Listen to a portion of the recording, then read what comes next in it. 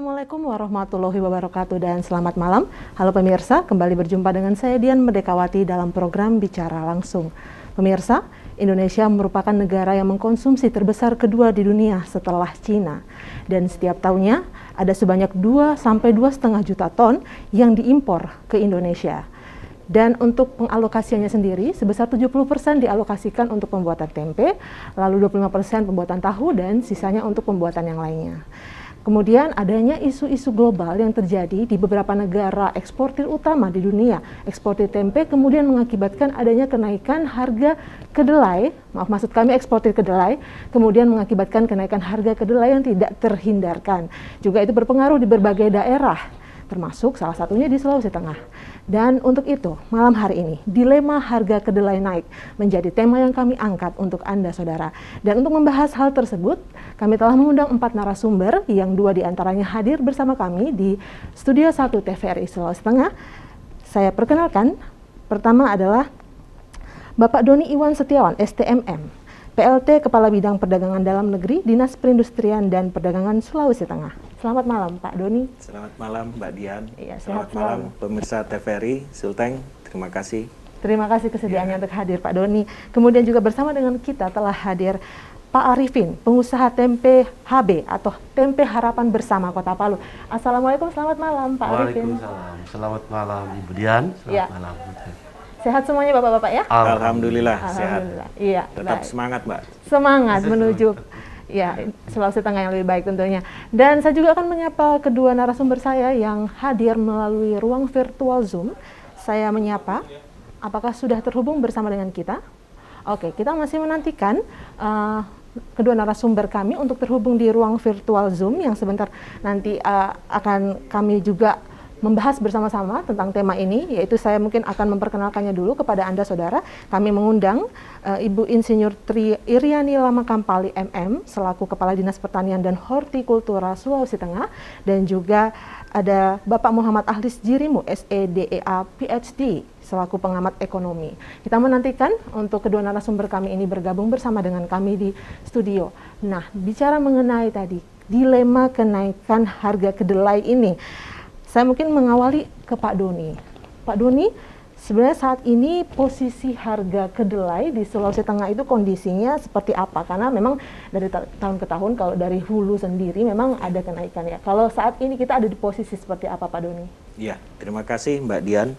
Terkait harga kedelai di Sulawesi Tengah khususnya di Kota Palu, memang menurut pengamatan kami selama 3 bulan terakhir, di bulan Desember itu sudah di angka 10.000, 11.000. Di bulan Januari merangkak naik 11.300, di Februari 11.600 sampai 11.800. Itu harga di tingkat produsen atau harga di tingkat begitu. Ya, itu jadi selama ini kalau misalkan tentang bawang goreng ini Pak Suwarno, sepertinya ini kayak antara mau memunculkan diri tapi mau sembunyi, mau memunculkan diri sembunyi gitu Pak ya. Soalnya karena mau memunculkan diri, ketika kita sudah muncul, permintaan begitu membludak, kita tidak bisa mengantisipasi hal itu. Tapi dari segi bahan baku tadi sendiri seperti Pak Suwarno katakan, itu kita masih kurang begitu Pak Suwarno. Baik, ini pertanyaan yang bagus sekali dan ini memang sudah beberapa kesempatan ingin saya sampaikan Mbak. Memang sebenarnya kalau kita mau jujur Mbak ya, kebetulan kami sudah cukup lama bergerak di komoditi bawang goreng ini. Kalau kita berbicara prospek, ini sebenarnya komoditinya memiliki prospek yang luar biasa. Justru di kaminya itu memiliki keraguan. Apakah mau menangkap peluang ini atau mau diam di tempat? Nah, ini karena kami terus terang saja untuk bisa berbicara lebih atau bisa memberikan jaminan kepada pasar, kita harus menyelesaikan dulu sektor hulunya. Nah, mungkin ada beberapa cara. Mungkin bisa dengan meningkatkan kemitraan, bisa dengan mungkin membuat kebun inti. Dan mungkin ada beberapa alternatif lain. Nah, inilah yang perlu mungkin dalam hal ini kehadiran dari pihak pemerintah, kita coba mencarikan solusi bagaimana sih memecahkan supaya permasalahan yang dihadapi oleh teman-teman UKM ini terutama dengan berkaitan dengan suplai bahan baku itu tidak lagi menjadi kendala. Mungkin itu yang mungkin perlu kami sampaikan pada kesempatan ini. Benar Mas sampaikan tadi, kita kayak maju mundur. Mau maju itu benar. Mundur tepat, lagi gitu Pak ya. Karena ketidaksiapan kita. Betul Pak. Baik, saya akan ke Ibu Kaban kembali. Ibu Kaban tadi juga sudah disampaikan mengenai apa yang menjadi harapan begitu Bu Kaban. Semoga ini bisa kemudian diakomodasi oleh pemerintah. Ibu Kaban, bisakah Ibu Kaban menggambarkan kepada kami strategi yang saat ini sudah direncanakan oleh Bapeda atau roadmap, gambaran besar menyambut Ibu Kota Baru Negara Nusantara ini? Berbahaya memang ada yang memiliki efek menimbulkan kesan putih pada kulit hanya dalam beberapa kali pemakaian. Nah ini yang berbahaya, nanti dampaknya justru akan merugikan kesehatan, yang mungkin mulai timbul awalnya kemerah-merahan, flek-flek, dan pada jangka panjangnya itu secara permanen akan merusak kulit. Jadi kita melihat akibat secara jangka panjang begitu Bapak ya. Iya. Nah, berbicara soal urgensi pengawasan tadi, mungkin saya akan ke Pak Hari. Pak Hari selaku dari KPID, melihat bagaimana urgensi pengawasan dari KPID sendiri melihat iklan-iklan yang banyak bertebaran saat ini Pak. Apalagi kalau misalkan kita berbicara tentang berbagai media ya Pak ya, ada juga media siaran, TV, radio, ada juga media sosial. Sekarang ini banyak orang-orang atau produk-produk yang menggunakan artis untuk melakukan endorse begitu di misalkan seperti media sosial Instagram. Mereka memberikan klaim-klaim produk ini bagus, tapi mereka sendiri tidak memakai itu sebenarnya begitu. Bagaimana KPID berperan di sini? Adakah mungkin koordinasi kerjasama dengan lembaga-lembaga terkait lainnya? Oke, terima kasih. Jadi KPI atau Komisi Penyiaran Indonesia itu kewenangannya hanya pada lembaga penyiaran yang menggunakan frekuensi. Ya ini televisi dan radio. Karena kewenangannya hanya pada yang menggunakan frekuensi, jadi menyambung yang tadi itu, frekuensi dimaknai sebagai ruang publik. Jadi dia berada di ruangan kita ini, ya kan? Di mana saja ada frekuensi, di ruangan terbuka. Jadi dia frekuensi itu dimaknai sebagai ruang publik. Kenapa harus diawasi? Karena iklan itu berada di wilayah publik. Jadi urgensinya adalah kalau kita tidak hati-hati membiarkan saja iklan itu beredar di wilayah publik, bisa jadi iklan itu satu disalahgunakan, dua tidak tepat sasaran. Yang tadinya mau berharap yang beli ABG, ternyata yang beli anak-anak. Tadinya orang tua, jadi dia berada di wilayah yang sangat cair, semua orang bisa mengaksesnya. Jadi harus diatur. Karena dia berada di ruang publik, jadi harus diatur. Kalau tadi dia tidak di ruang publik, ya terserahlah. Atau tidak punya kemungkinan merugikan orang lain. Tapi ini kalau ini di wilayah ruang publik itu kemungkinan besar dia bisa merugikan orang lain yang bukan sasarannya. Saya pernah ngobrol sama Pak Agus, kenapa biasanya testimoni itu kami mengusulkan untuk dilarang aja testimoni itu. Karena menurut kami, bukan ahli kesehatan, tapi menurut saya daya tahan setiap orang terhadap suatu penyakit itu berbeda. Kemudian daya reaksi setiap orang terhadap satu obat itu berbeda. Ini testimoni seperti apa Pak maksudnya? Misalnya minum air hari, kerongkongan lega, penyakit asam urat Anda hilang. Oke. Itu kan kayak begitu. Misalnya minumlah pil ini gitu, penyakit hipertensi Anda hilang dengan seketika. Kalau bagi dia betul, tapi kalau orang lain yang punya komplikasi penyakit ternyata berbeda begitu keadaannya. Tidak cocok semua obat itu. Iya, Siapa yang bertanggung jawab? Iya, menarik sekali Pak. Karena itu diiklankan di ruang publik, jadi semua orang akan melihat. Semua orang mengkonsumsi hal tersebut begitu Pak. Orang yang tidak tahu misalnya, ternyata saya tidak cocok obat itu, tapi saya paksa juga berdasarkan pengakuan dari aktor yang tanda petik ada di iklan ini. Jadi memang harus diatur, kalau tidak diatur bahaya betul. Karena menjadi konsumsi publik itu tadi Pak ya, supaya tidak salah sasaran juga begitu. Iya. Lalu kenapa masih banyak ya produk-produk kecantikan yang tadi tidak mendapatkan izin edar dan juga ilegal begitu, Pak Agus mungkin ya yang akan menjawab hal ini. Kenapa masih banyak bertebaran atau beredar begitu? Dan juga kenapa ada produsen-produsen atau pelaku usaha yang belum mengurus untuk misalkan surat terdaftar BPOM-nya begitu Pak? Apakah memang karena regulasi atau waktu pengurusan yang lama begitu? Seperti apa Pak? Ya.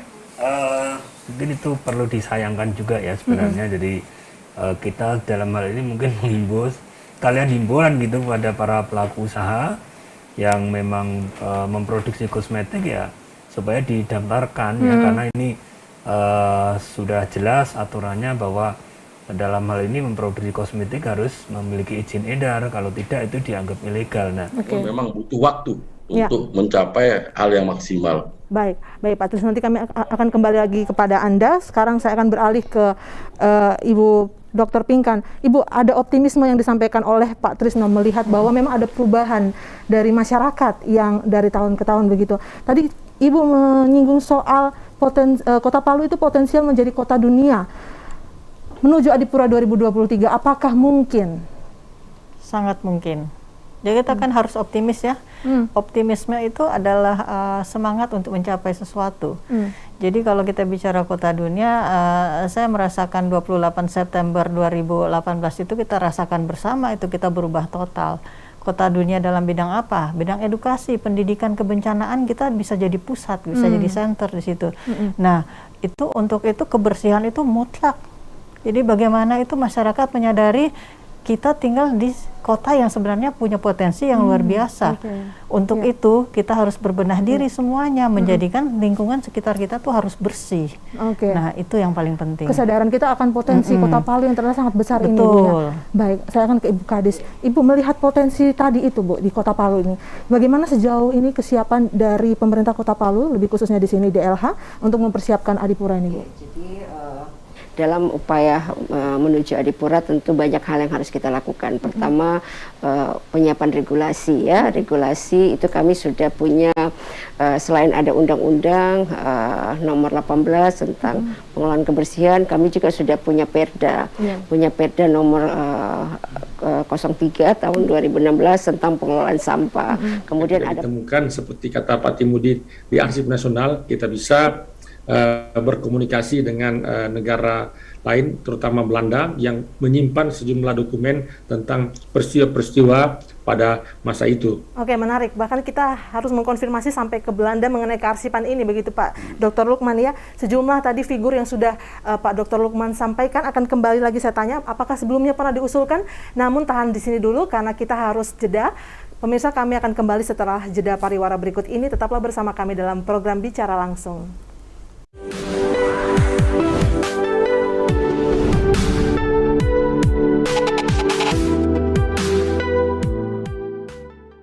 Pemirsa, Anda masih menyaksikan program Bicara Langsung. Pada malam hari ini kami membahas mengenai memaknai kepahlawanan bagi Sulawesi Tengah. Kami menghadirkan dua narasumber, yaitu Pak Dr. Timudin di studio dan juga Pak Dr. Lukman yang bergabung melalui ruang virtual Zoom. Pemirsa, tidak lupa kami mengingatkan bahwa kami juga membuka layanan telepon interaktif untuk Anda dapat bergabung bersama kami apabila Anda memiliki pertanyaan seputar tema yang kami bahas pada malam hari ini di 0451452414. Baik pemirsa, kami melanjutkan diskusi kami. Saya kembali ke Pak Dr. Lukman. Pak Dr. Lukman, tadi sejumlah tokoh figur yang berpotensi sudah Bapak sebutkan. Kemudian apakah dari sekian figur yang ada ini sebelumnya pernah diusulkan atau memang baru mau diusulkan?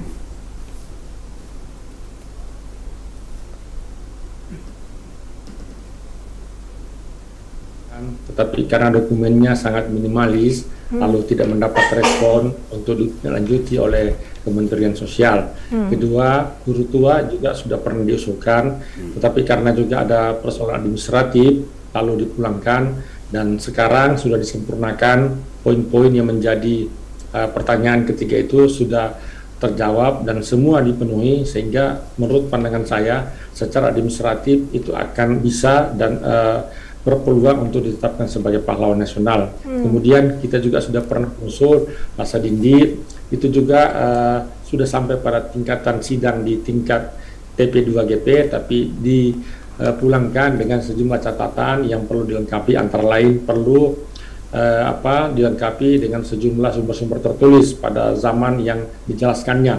Kemudian yang lainnya saya kira pernah seperti Marundu diusulkan, tapi hanya sampai pada tingkatan provinsi, lalu kita kembalikan kepada pihak pengusul atau keluarga, lalu kita berikan catatan-catatan untuk penyempurnaan agar supaya pada saat diusulkan betul-betul itu bisa diterima dan diyakini sebagai sosok yang layak untuk diteruskan pada tahapan-tahapan untuk kemudian menjadi pahlawan. Jadi begini, Mbak Dian, mengusulkan pahlawan itu berjenjang dari mulai kabupaten, ada namanya TP2GD tingkat kabupaten, lalu itu sampai ke tingkat provinsi, ada tim TP2GD bersama Pak Timudin. Jika itu kita pandang pantas, layak, lalu itu kemudian kita usulkan ke TP2GP melalui Kementerian Sosial. Lalu TP2GP itu akan bersidang untuk menentukan apakah seseorang itu layak dan pantas untuk diusulkan sebagai pahlawan ke majelis ke Dewan Kehormatan. Nah, jika tidak, maka dia akan berikan catatan-catatan untuk dilengkapi, atau jika layak, mereka akan melakukan verifikasi lapangan untuk mengecek apakah informasi-informasi yang dituliskan dalam pengusulan tersebut itu benar adanya. Antara lain bahwa yang bersangkutan namanya diabadikan pada tempat-tempat tertentu yang strategis, misalnya Guru Tua, saya kira tidak ada masalah, ada bandara, dulu juga Tombol Tutu ada nama jalan, dan itu ada surat keputusan tentang penetapan nama jalan tersebut. Nah, dengan demikian, kalau itu sudah diverifikasi lapangan, lalu mereka bersidang lagi, mengusul ke Dewan Kehormatan, Dewan Gelar yang diketuai oleh Pak Mahfud. Nah, di situ mereka bersidang, lalu diusulkan Presiden. Nah, Presiden mempunyai hak prerogatif menentukan untuk menetapkan bisa atau tidak seseorang menjadi pahlawan nasional. Jadi ada tahapan-tahapan yang dilewati, jadi panjang prosesnya. Jadi bukan pekerjaan sehari semalam lalu jadi ada tahapan-tahapan, ada proses-proses yang harus kita lewati semua sehingga secara administratif terpenuhi. Karena itu memang riset-riset yang lebih serius, mendalam, didukung oleh bukti-bukti tertulis sesuai periode yang dijelaskan tentang tokoh itu harus betul-betul dihadirkan sehingga memberi keyakinan bahwa ini bukan sekedar sumber lisan, tapi ada dokumen-dokumen pendukung tentang peristiwa itu. Nah, dengan demikian akan melapangkan jalan untuk proses-proses selanjutnya dan nanti juga melapangkan untuk penetapan oleh Presiden, dan Presiden itu mempunyai hak prerogatif. Jadi bisa siapapun, meskipun kita pandang orang itu layak, bagi Presiden itu tidak, maka itu bisa menentukan. Meskipun kita bilang tidak layak, tapi bagi Presiden itu layak, maka itu akan ditetapkan. Pak Dr. Lukman, hak prerogatif. Yang menjadi kendala kita tadi nasional juga sudah Pak Dr. Lukman sampaikan mengenai bukti otentik. Lalu juga ada proses panjang yang Pak Dr. Lukman sampaikan tadi. Namun pada akhirnya Tombol Tutu setelah mulai dari wacana pada tahun 90-an sampai akhirnya kemarin 2021 pun menjadi pahlawan nasional melalui proses-proses tadi. Artinya berarti kendala-kendala itu tadi bisa dilalui. Lalu upaya apa yang kemarin dilakukan ketika akhirnya Tombol Tutu ini diangkat menjadi pahlawan nasional? Ya, saya kira panjang ya untuk kita bisa sampai mengusulkan Tombol Tutu. Banyak dan beberapa kali kita buat diskusi, menghadirkan sejumlah sejarawan dari Universitas Gadjah Mada, Universitas Pajajaran, Universitas Airlangga, dan teman-teman lainnya. Kita minta membedah buku yang kita buat itu, kita bernama Bara Perlawanan dari Telkom ini, yang memang secara spesifik menjelaskan perjuangan Tombol Tutu. Dan ketika kita buat seminar itu, memang para narasumber berkeyakinan bahwa Tombol Tutu itu layak dan pantas untuk diusulkan. Nah, waktu itu kendalanya tinggal satu sebetulnya. Kita belum menemukan foto. Foto jadi kendala karena memang syarat untuk pengusulan itu adalah harus dilengkapi dengan foto, kemudian harus ditunjukkan bukti kuburannya dan seterusnya. Maka kemudian kita berusaha mencari dan menemukan foto tersebut, lalu kita berkomunikasi dengan salah seorang yang mempunyai kemampuan imajinasi, lalu hasil imajinasinya itu kemudian muncullah foto yang kita saksikan sekarang. Nah, jadi hambatan berat sebetulnya Tombol Tutu itu adalah pada soal foto, dan itu kemudian kita bisa diatasi. Setelah itu semua terpenuhi, maka dengan kita segera usul dan tahapan-tahapan yang saya sampaikan tadi kita lewati, dan alhamdulillah mendapat apresiasi dan kemudian ditetapkan sebagai pahlawan nasional pertama dari Sulawesi Tengah. Baik Pak Dr. Lukman. Pak Dr. Lukman ini juga sekaligus penulis dari buku Bara Perlawanan di Teluk Tomini. Saya akan kembali ke Pak Dr. Timudin. Pak Dr. Timudin, tadi sudah dijelaskan oleh Pak Dr. Lukman mengenai upaya, kalau mengenai dari sudut pandang TP2GD, upaya apa yang kemarin terkisahkan dalam pengangkatan Tombol Tutu sebagai pahlawan nasional? Jadi pertama, yang dikatakan oleh Pak Dr. Lukman. Dokumen daftar riwayat hidupnya jelas. Oke. Yang kedua, adanya dokumen rekomendasi dari pemerintah daerah dan lembaga-lembaga kemasyarakatan lainnya. Kemudian di situ ada dokumen seminar. Ada menyarankan kepada dari Kominfo maupun apa untuk itu ya kita berharap ya semua ingin betul-betul ini sampai barang ini karena ini kan kepentingannya untuk mereka masyarakat. Gitu. Baik Pak Hendra, kita terima dulu telepon satu ini. Selamat sore, halo. Halo, Assalamualaikum. Waalaikumsalam, silakan dengan siapa di mana Pak? Dengan Pak Eka di Tondo. Pak Haikal di Tondo, baik silakan Pak Haikal.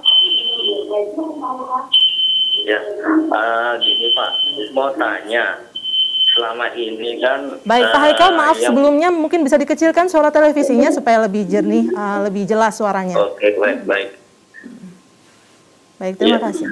Selama ini kan lembaga penyiaran yang analog ini regulasinya kan di Undang-Undang Nomor 32. Ya, Undang-Undang Penyiaran Nomor 32. Kemudian untuk kalau misalnya lembaga penyiaran ini sudah bermigrasi ke digital, apakah Undang-Undang 32 ini masih terpakai, Pak?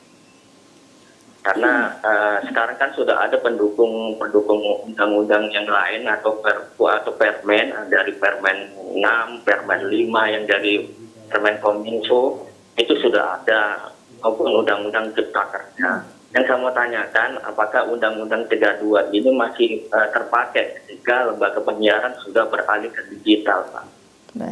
Baik, itu saja Pak Haikal? Iya, itu aja. Terima kasih Pak Haikal sudah bergabung bersama kami. Ya, mungkin saya akan ke Ibu Nova. Ibu Nova menjawab apa yang tadi Pak Haikal katakan mengenai regulasi Undang-Undang Nomor 32 ini, apakah masih berlaku kalau kita pasca migrasi ke TV digital? Iya, masih ya. Saya kira kan di Undang-Undang 11/2020 Cipta Kerja itu kan yang direvisi itu pasal tertentu yang mendorong migrasinya teknologi penyiaran dari analog ke digital. Tapi secara umum saya kira masih berlaku seperti itu. Masih berlaku, iya. Ibu Nova ya.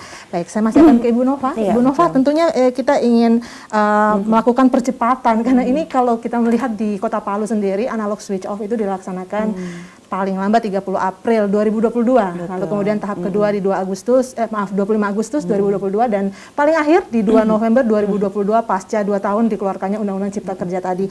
Ibu Nova, berarti kalau kita ingin melakukan percepatan, apa yang kemudian harus kita kejar bersama-sama ini yang harus memang menjadi kepedulian dan juga menjadi hal yang dipikirkan oleh seluruh stakeholder dan juga masyarakat untuk mengejar adanya analog switch off ini agar dapat terwujud tepat waktu begitu. Iya, saya kira yang pertama ini ya infrastrukturnya dulu disiapin kan yang teman-teman penyelenggara tadi yang TVRI. Assalamualaikum warahmatullahi wabarakatuh dan selamat petang. Halo pemirsa, senang sekali saya Dian Merdekawati kembali hadir bagi Anda dalam program Bicara Langsung.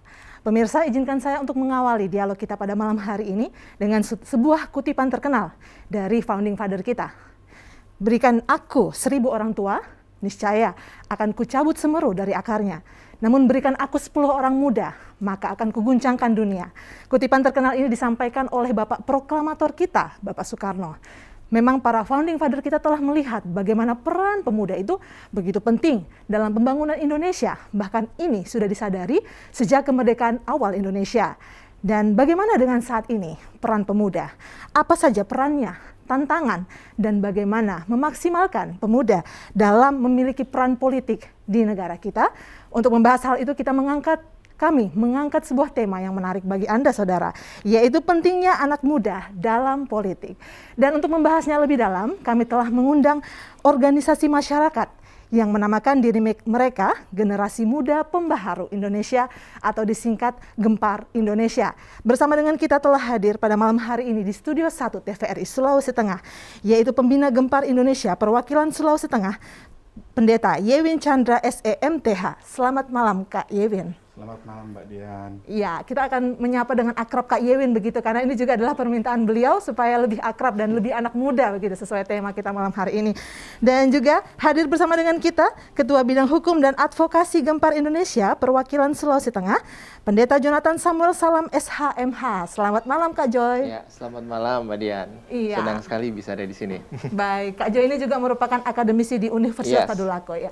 Ya, pemirsa, dalam dialog kita pada malam hari ini kami juga mengundang Anda untuk bergabung bersama kami dalam telepon interaktif di nomor 0451452414 apabila Anda memiliki pertanyaan atau mungkin tanggapan begitu mengenai tema yang kami bahas pada malam hari ini. Baik, mengawali dialog kita, saya ingin mengawali dengan apa yang tadi sudah disampaikan, yaitu peran pemuda. Memang peran pemuda ini dari tahun ke tahun begitu, Kak Joy dan juga Kak Yewin, berbeda-beda. Misalkan seperti di tahun 1928 ketika ada Sumpah Pemuda, tantangan mereka adalah melawan adanya primordialisme, kemudian mereka bagaimana bisa melebur dalam kesatuan bangsa Indonesia. Lalu di tahun 98 pemuda memiliki peran dalam masa Orde Baru, kemudian ke masa reformasi. Lalu bagaimana peran pemuda pada akhir-akhir ini, dewasa kini? Mungkin Kak Yewin dulu. Baik, Mbak Dian. Peran pemuda 2028, 1928, 98 itu menunjukkan secara historis bahwa menjadi tulang punggung suatu bangsa itu terletak bukan pada yang tua, tetapi pada generasi muda. Dan di sini saat ini generasi muda ini seolah-olah suam-suam kuku, bahkan tidak melirik. Ini adalah sesuatu fenomena menarik yang harusnya menjadi perhatian kita semua. Yang mana kalau anak muda tidak tertarik, bagaimana bangsa Indonesia ke depan ini? Sedangkan generasi penerus ada di tangan anak muda. Satu sisi kita coba nanti memetah bagaimana dari sisi yang senior-senior kita, apakah mereka tidak pernah memberi kesempatan kepada anak-anak muda, ataukah mereka mungkin merasa ada yang bilang sindrom kepemimpinan ya. Jadi ketika memimpin dulu masih muda, sudah tua, mungkin lupa bahwa dia sudah tua, bahwa dia harus meregenerasi. Belum bisa move on. Iya, inilah yang harus kita diskusikan hari ini, kita buka mindset, sehingga harapan saya anak muda sekarang harus kembali lagi memegang kendali. Karena di tangannya, seperti tadi Insinyur Soekarno mengatakan, 10 anak muda saya bisa menggoncangkan dunia. Dan ini tidak jauh berbeda dengan, ya saya adalah seorang pelayan Tuhan. Di Alkitab juga dikatakan, di Mazmur 127 ayat 4 dikatakan bahwa bagaikan anak-anak panah di tangan pahlawan, demikian anak-anak muda di masa mudanya. Artinya apa? Anak muda memang sudah disiapkan Tuhan untuk memimpin masa depan. Karena apa? Karena mereka punya daya yang kuat, kreativitas yang luar biasa, semangat yang mungkin melebihi dari kepada kita yang sudah berumur ya, pasti akan beda ya di situ ya. Dari situ punya potensi besar melihat Indonesia kedua dunia di 2030 itu akan menjadi ledakan penduduk yang besar, dan Indonesia termasuk salah satu negara besar yang ditakuti dunia. Karena apa? Ledakan penduduk produktivitas sangat besar. Nah ini kalau tidak diarahkan sekarang, maka kita tidak akan pernah menjadi besar. Maka cita-cita bangsa Indonesia menuju masyarakat adil dan sejahtera itu, makmur sejahtera, tidak akan pernah tercapai. Ya selama ini ya seperti yang kita rasakan.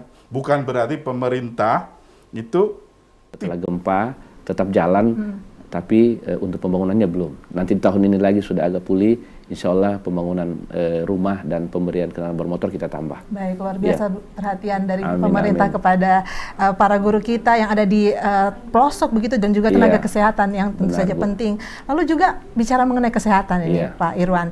Pak Irwan juga memberikan dalam hal ini pemerintah kabupaten tentunya memberikan program mengenai kesehatan gratis. Nah ini sangat menarik. Ada kartu Sigi Masagena. Seperti apa ini pemberiannya, kriterianya, sasarannya siapa itu? Ya, alhamdulillah tadi baru selesai kita launching. Tadi kita kerjasamakan dengan Bank BNI. Kalau di awal-awal di tahun 2017-18 ini sampai 2020 kemarin, kami masih berbentuk dalam bentuk kartu Masagena yang biasa. Artinya masyarakat yang tidak dibiayai oleh BPJS. Maksudnya masyarakat miskin, masyarakat yang tidak mampu, di rata-rata di wilayah terpencil, terisolasi. Nah, mereka ini kan kadang-kadang ada yang tidak terdaftar di BPJS dan KIS dan lain sebagainya. Pemerintah daerah Kabupaten Sigi mengambil langkah bahwa mereka ini juga adalah sama seperti masyarakat yang ada di wilayah-wilayah lain yang memang butuh uluran tangan. Nah, karena mereka belum terdata, sehingga kami masukkan dalam program Masagena. Nah, program Masagena ini setiap tahun kami dorong di Dinas Kesehatan itu 6 miliar.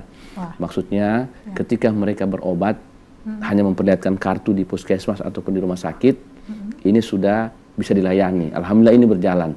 Bahkan kalau mereka berobat ke luar daerah, misalnya kami kerjasamakan kemarin dengan Dr. Wahidin, rumah sakit di Makassar. Misalnya ada yang penyakitnya tumor, kemudian macam-macam kanker yang berat pokoknya. Yang berat ini kan tidak mungkin mereka bisa biayai. Nah, kami dengan inisiatif ini langsung bekerja sama dengan Dr. Wahidin kemarin. Sudah ada berapa yang kami operasi di sana. Semua biaya kami tanggung, tiket pulang pergi dan tenaga pendamping dari kesehatan, termasuk keluarga yang mendampingi 1 orang. Menggunakan kartu Sigi Masagena. Nah, sekarang ini kami sudah by system. Kami gunakan kerjasama dengan Bank BNI.